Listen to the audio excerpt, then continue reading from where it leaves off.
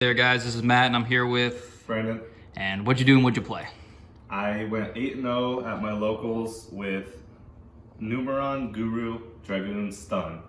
That sounds horrible, Yeah. but let's take a look at it. Alright, so this is a stun deck, so it's going to have some weird ratios.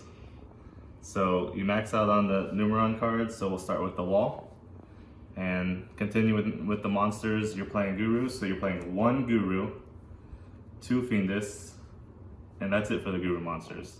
Talk to me about that. Okay, so with this deck and with the new Prosperity pot, you're only trying to get to Hidden City. You're never trying to open or search this card, right? Off a pot. So the theory is to get your Zexal, 1 card Zexal play, and then search your Hidden City or open it, and then get your 1 Guru, and then start with your very limited Guru engine. And it's just to stun your opponent for 1 turn. Like I said, it's a stun deck.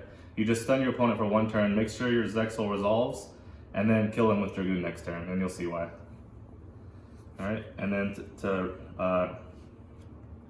finish it with the monsters is 1 Wyvern, and this is for the insight, obviously, as you'll see. Makes sense. Now for the hand traps, it's a very small monster lineup. This is it's a boss monster deck. Everything comes from the extra deck, pretty much. So 3 Ash, 3 Gamma, and 1 Driver. And then to finish the monsters are the 2 Vanillas for for Dragoon.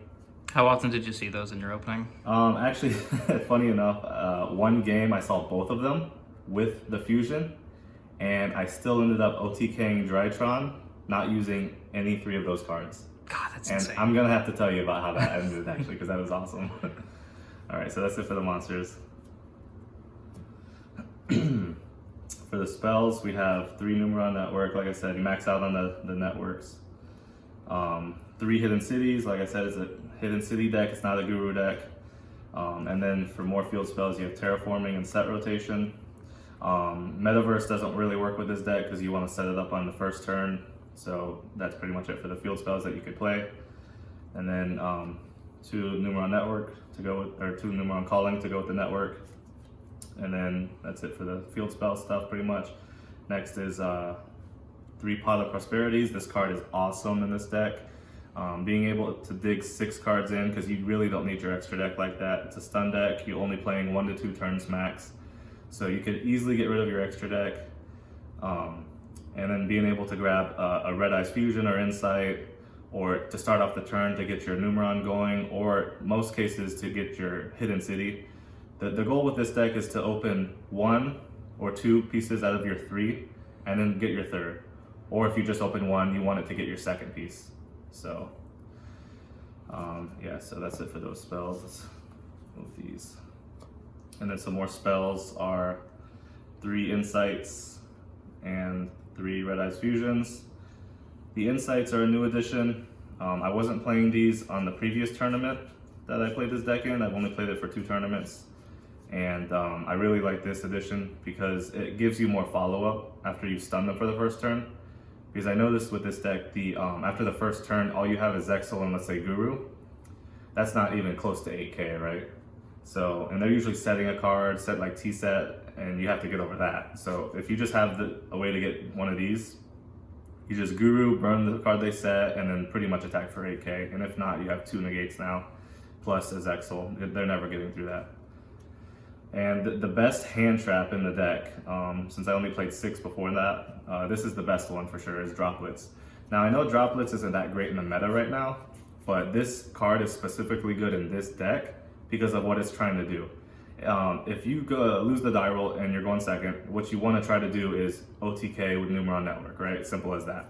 And this card really enables that. It stops any BS where you just negate their board, you attack into their big guy until you boost all your guys to 4k, then you attack over something in attack, boost them to 8k, attack over something else in attack, and that's usually game, right? Is that how you won the match where you had the Red Eyes and the Dark Magician in the end? Yeah. So against Drytron, it was pretty funny. I opened the 2 Vanillas and Red Eyes, Droplets, and Numeron Network, and some other 6th card. I didn't even open a hand trap, and I was going second post side. And so he set up a full board of Herald, IP Masquerena, a whole bunch of cards in hand.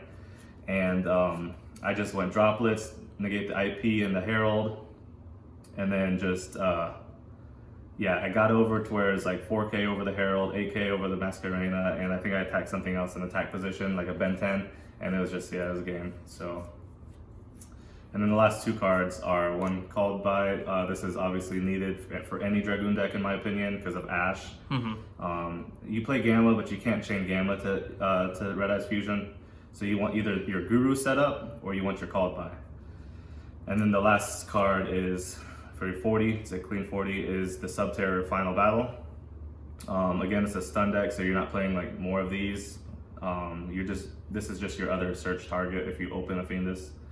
And it's obviously really good at doing a few other plays. There's a few plays that you could do with this card that make this deck a slightly more skill intensive.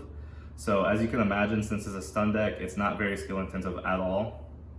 But the few interactions that this deck do have, you have to know very in depth, otherwise you might just lose because of it.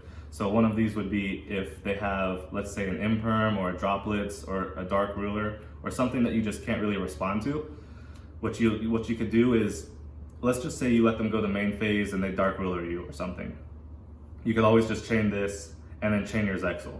Or a more common one is you'll activate Zexal in the standby, they'll chain Droplets, right? And then what you could do, you can't, if they send a monster, you can't negate it with Fiendus. So what you do is you chain this, then you chain your Guru to flip down your Zexal. And then now the Droplets lost its target and it resolves. Yep. So yeah, there's a lot of things you could do to where it loses, things that target would lose their target, such as Imperm. Yep, that's insane. Yep.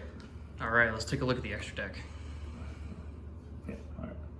So the extra deck's kind of interesting. Some of it's pretty common, so stuff like 2 1s, 2 number 2s, 2 number 3s, 2 number 4s, and Zexal and C1. That's it for the Exceeds. This is all standard from back when Zexal was first coming back in the meta like 6 months ago or whatever. And with Prosperity, you're able to banish your extra numbers if you need to, so it's pretty cool. I'll show you exactly what I like to banish off pot in a second. And then to finish it off, you have your Dragoon. You have 2 Synchros, it's Omega obviously, and then the cute one is Scrap Dragon, and I'll tell you why in a second. And then you have your Verte, and you have your Mega Collapse. So, so off of the pot of Prosperity, what you're banishing all depends on what's in your hand and what you plan to do for follow-up. So, let's say you have a Gamma in your hand, and you're activating it early when you have no monsters, you're obviously leaving in your Omega, right? So you'd be taking out cards like Scrap Dragon if you're going first, Mega Collapse, C1, and then you would take out Verte if you opened a Red Eyes Fusion. Let's say you have Gamma and Red Eyes Fusion, you take out these 4, right? And then if you don't, you would keep these, and you know what I mean? Like these 2 are interchangeable. And then so for the last 3, I usually pick numbers. So you try to keep your number 1 if you're keeping in your Sunya. But if you're not keeping in the Sunya, then you could just do 1 of each. Makes sense. Because for this guy, you want to keep a level 1 to overlay into him. And that's pretty much it for that. Gotcha. So for the Scrap Dragon, the spice behind that is if you're going second and you happen to use your Gamma on your turn, and let's say they have an established board, they have either monsters or set cards that you want to deal with before you activate your Numeron network or whatever, then instead of making Omega and taking a card, you make this, and this says that you could target, I think it's just a card you control. Yeah, 1 card you control and 1 card they control, destroy them. You just target itself, get it off the field, and then you're able to have no monsters and do your Numeron play. So it's just a cute way to clear your board. Nice. Yep. And then for the extra deck, or the side deck, I mean, this is all player preference. So I'm siding the Droll because Drytron at my locals is going down a little bit, and more in virtual world is increasing. So I'm siding that now. And then for virtual world, I'm siding 3 Lancia. Sadly, this deck can't play Nibiru because, as you can imagine, you don't want a monster in your main monster zone. So that's the only thing I'd be playing if I could. So because I'm not playing Nibiru, I'm actually playing 2 Imperm. The reason why I'm playing 2 Imperm is because being able to like Imperm Union carriers or cloud castles, it could just mean the difference in that game. Like it could stop them from getting, you know, Herald of Ultimateness or even VFD if they don't open too well. Because again, you're siding you know, way more cards than just the Imperm. So if you see 2, that's optimal. I'm also for back row, I'm playing 2 Cosmics, 2 Lightning Storms, 1 Harpy's Feather Duster. This was supposed to be Twin Twister. To be honest, I just forgot to change them out before I started the tournament. With this deck, you don't really care about discarding. That's why you're playing Droplets. That's why you're playing Red Eyes Dragoon. You could just discard, you don't care. You have extra cards, you have duplicates, whatever. So twins are actually pretty nice to, you know, clear the way before you try to OTK. I actually should have just put those in, I just forgot. And then, as you can imagine, the rest. And then the last 2 cards are going first cards, and I was thinking about this really hard and long with my friend Jason Leonard. He's the other guy who helped me build this deck. We both, well, he built the deck and then I just optimized it afterwards. It's Mind Drain. So this could be like something like Summon Limit or just any going first card, TTT.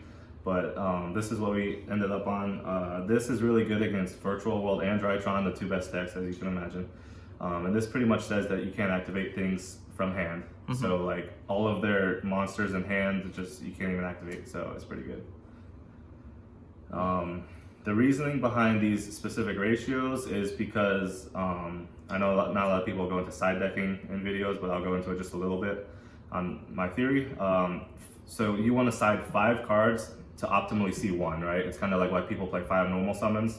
So that's why I stuck to 5 back row cards. And then obviously since you're maining hand traps, that 5 number doesn't apply.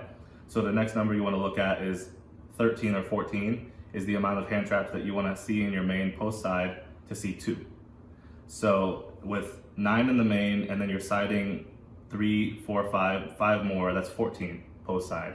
So you would side in, you know, these 5 for Virtual World and these 5 for Drytron, and then Rogue, you know, that's a whole nother thing. But against the 2 best decks, in my opinion, you want to have that mentality of seeing like 14 in your main and seeing 2 opening. Actually, against Virtual World, I'll side out the Droplets and I'll put in the Droll, because the Droll is low impact against them, but it's better than Droplets, you know. Yeah. Obviously. So, yeah. Makes sense. Awesome, man. Well, thanks for the profile. Any other shout outs that you have? Yeah, shout outs to, like I said, Jason Leonard. He's the one who built the deck. And then I just optimized it over the last like week or 2. We've been playing this. Shout outs to the Discord. Shout outs to Train Gang, as always. Shout outs to Tyrone. And yeah, that's it. Awesome. Thanks, man. Yep.